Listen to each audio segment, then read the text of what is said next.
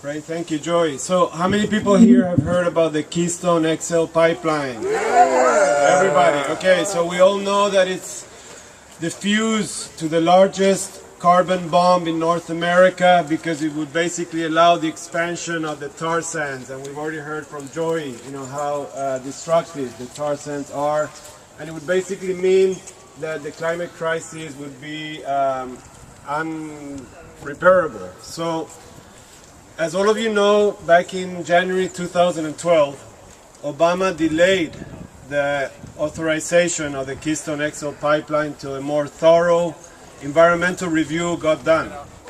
But he only did so because of huge public opposition, which was spurred by the largest act of civil disobedience the environmental movement has seen in over a generation. And I was one of those 1,200 people who got arrested outside the White House in August 2011.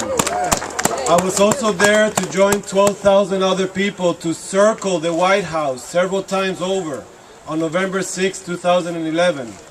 So you can imagine how happy we were with the results of putting our bodies on the line, so quickly. After a few months, Obama was making this great decision.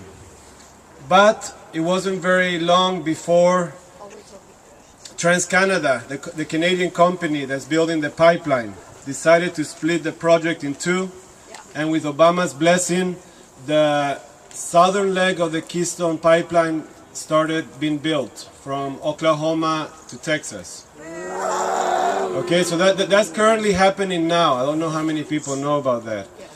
Fortunately, a small group of young activists got together with affected Oklahoma and Texas landowners and community members and started the Tar Sands Blockade. How many people have heard of the Tar Sands Blockade? All right.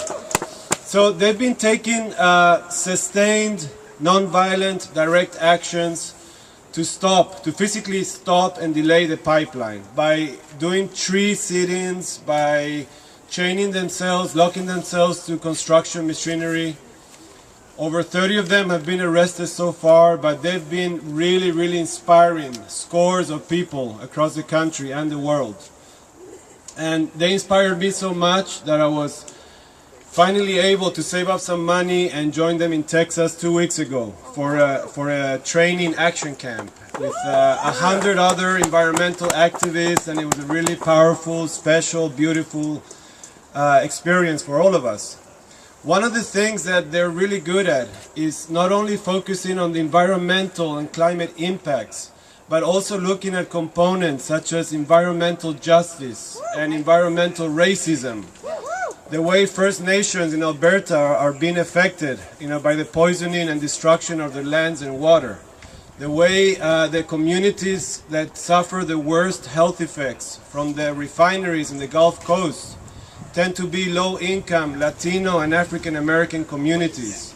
So we always have to keep that in mind and build alliances with those communities and show solidarity too.